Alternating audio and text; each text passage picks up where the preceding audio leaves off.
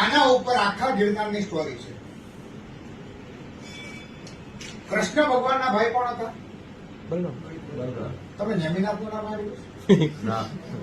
નથી આવ્યું. હવે જૈન રામાયણ શું, જૈન મહાભારત શું કે છે? આની કોપી પાછી હમણાં ગ્રુપ બને ઓનલાઈન આપી. જૈન મહાભારત એવું કહે છે કે કૃષ્ણ ભગવાનના કાકાના દીકરાનું નામ નેમિનાથ હતું.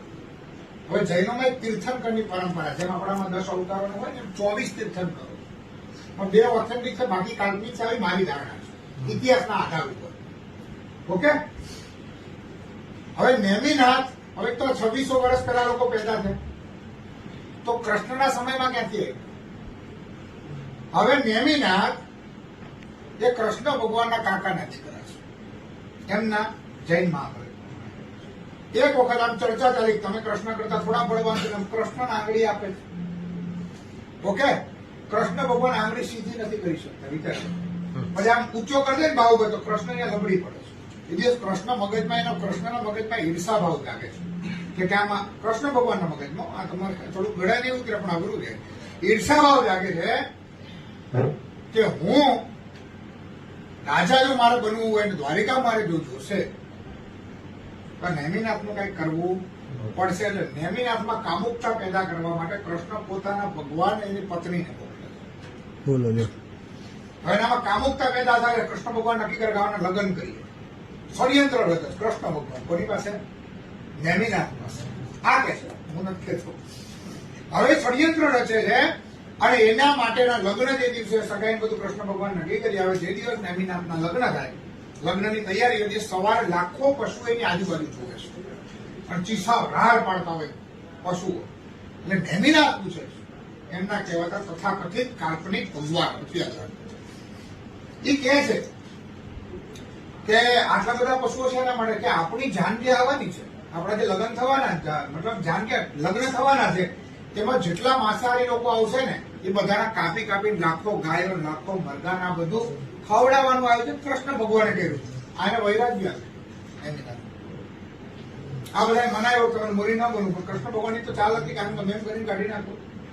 એટલે આ મુનિ બનવા નીકળી જાય. 5000 વર્ષ પહેલા 2600 વર્ષ પછી પેદા થયેલા સંપ્રદાયના મુનિ બનવા નીકળ્યા. તમે વિચાર કરો. મારા શબ્દો અઘરા પડશે પણ વિચાર, બરાબર છે. એ નીકળી જાય છે. પછી તો છેલ્લે કૃષ્ણ ભગવાન મરી જાય તો બલરામજીએ છેલ્લે દીક્ષા લે છે નેમિનાથ. કોણ લે? હવે નેમિનાથજી નીકળેલા કાલ્પનિક સ્ટોરી ગિરનાર પચાવવા શું બનાવી આ મહાભારત. આમાં ઘણું બધું પચાવવાનું છે. આપણે ગિરનાર ઉપર રહીએ કે જે સીતાવન છે ને ત્યાં એને દીક્ષા લીધી, એટલે લોકોને તો કબજો કરવો છે. આ મેટર અઠવાડિયાથી ચાલે છે, એના લીધે આખું આંદોલન ચાલે.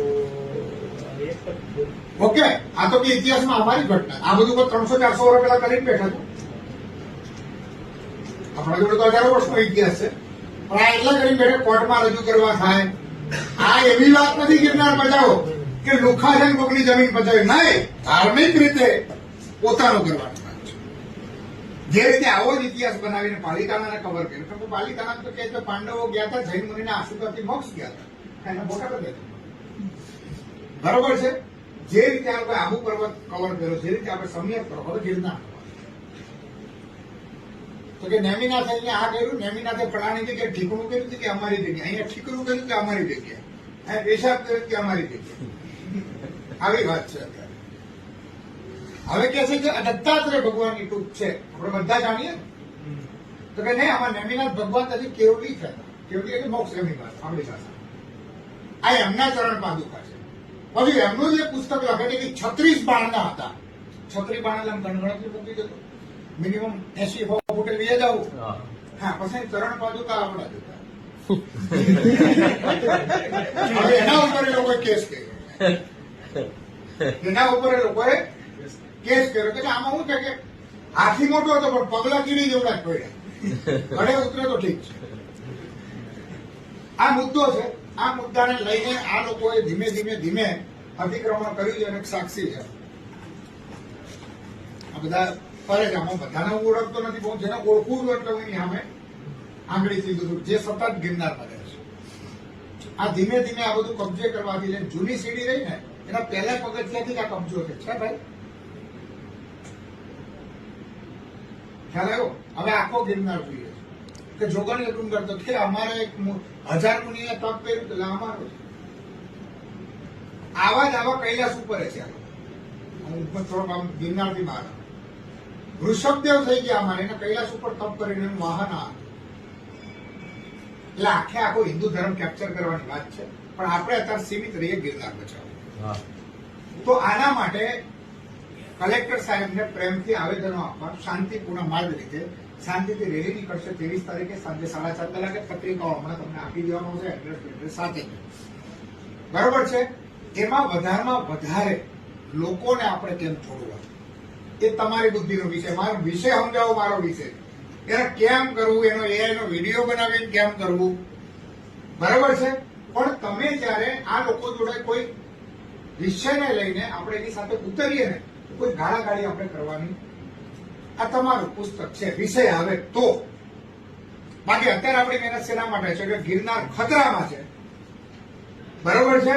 જે ગિરનારથી આપણને બધાને રોજીરોટી મળે છે, અહીંના વહીવટી હોય, એનું પોલીસ હોય કે અહીંનું સમજો ને કે વન વિભાગ હોય, આ બધાની આવક કોણ લઈ આવે છે? ગિરનાર. અહીંયા લોકો સિંહ જોવા બી આવે છે, તો એના માટે લાખો ખર્ચો છે. એક સિંહ તમને લાખો રૂપિયા અહીંયા રોજગારી પૂરી પાડે છે, પાડે છે કે નહીં? એક શિવરાત્રીની અંદર 15 લાખથી વધારે માણસો આવે છે. હું એવું માનું જુનાગઢના હજારો લોકોને રોજગારી મળે, તમને ને તમારા કાકા છો, આ બધા રોજગારી મળે છે. ચાહે આપણે ગિરનારને માનીએ કે ન માનીએ, પણ એનું અન્ન ખાઈએ છીએ તો આપણે સ્વીકારવું પાકું છે. બીજું તમને અહીંયા જુનાગઢમાં થોડીક કંટાળો હોય, તમે શાંતિ લેવા ક્યાં જાવ? એ ભવનાથ શાંતિ લેવા માટે ભવિષ્ય બંધ થાય છે. ચાહે ભવનાથ કે આપણે લાલ ધોરી છીએ કે બીજી કોઈ જગ્યાએ છીએ, બરોબર છે. પછી તમારામાં અહીંયા કરમડાથી લઈને જેટલી પણ ઔષધિઓ છે, મારા પરથી આપણે ક્યાંક ને ક્યાંક આપણા પૂર્વજો, આપણી પેઢીઓએ બરોબર જે સંસ્કારો છે ગિરનારમાંથી મળ્યા છે. એટલે આ લડાઈ કોઈ સાધુઓની નથી કે સાધુનો કોઈ આશ્રમ પચાવી જાય છે. આ લડાઈ કરવાની તમે અમને સાથ આપો, બિલકુલ નહીં. મારો ગિરનાર છે, મારો ગિરનાર છે, આપણો ગિરનાર છે. અને આ ગિરનારે આપણા હજારો પેઢીઓને રોજગાર આપ્યો છે, બરોબર છે. અને આપણી રોજગારી ઉપર આ બંધ થઈ ગયેલી બીજી રોજગારી ખતમ. મને કહો કઈ ફેક્ટરી છે જુનાગઢમાં એવી 10,000 જણા રોજગાર આપતી હોય? ફેક્ટરી નામ આપો. આ જેટલા રિસોર્ટ કમાય છે એ ડાયરેક્ટ લોકો ફરવા આવે, ગિરનારના લીધે આવે, બરોબર છે. આજ પરિક્રમાની અંદર 5 લાખથી વધારે લોકો મહારાષ્ટ્રમાં આવે છે. તમને હું ગુજરાતી આપણે એકબીજાને જોવા આવે છે ગિરનાર આવે છે, કેમ કે દત્તાત્રેય ભગવાન આપણે જેટલા માનીએ એટલા એ લોકો બી માને, ભારત વર્ષ માને. પણ એ લોકો વિશેષ આવે છે. કર્ણાટકના લોકો આવે, તમે પરિક્રમા જોયા, એ જેટલી હોટલોમાં રોકાય છે એના પૈસા ક્યાં જાય? વિદેશમાં જાય છે. એક જુનાગઢના પૈસા બેંકમાં જાય, એમાંથી તમે સારામાં સારું બાઇક લઈ આવી અને તમે લોન ચાલુ કરો છો. તમે જે અંદર બાઇક કરો ને એના જે હપ્તા ભરો ને એ પણ ગિરનારના. કેમ કે આ સમસ્ત પર્યટન સ્થળ અને ધાર્મિક અને આધ્યાત્મિક સ્થળ હોવાના કારણે જેટલી પણ આવક જુનાગઢમાં પેદા થાય છે, બસ એનાથી આપણું ડાયરેક્ટ અથવા ઇનડાયરેક્ટ આપણા પેટમાં એનું અન્ન પડ્યું છે. એટલે આપણો ગિરનાર છે ને આપણે બચાવવાનો. સાધુનો છે, સાધુને કરવાનો વિષય નથી.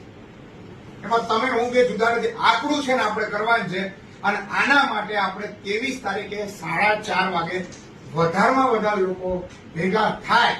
એના માટે તમારી સોશિયલ મીડિયાની શું બુદ્ધિ ચાલે એ હવે તમારો વિષય છે. મેં તમને આ મૂળ વિષય આપ્યો. જેવું ગ્રુપ બનશે એટલે હું તમને સૌથી પહેલા ઓથેન્ટિક આપી દઈશ. એ ઓથેન્ટિકને તમે ક્યારે કરી લો રાત સુધીમાં, મને કોઈ ઉતાવળ નથી. પછી જે આપણે વ્યૂહરચના તમે લોકો જે નક્કી કરો કઈ રીતે ફેલાવવું, શું આ છે એ ફેલાવવાનું કામ.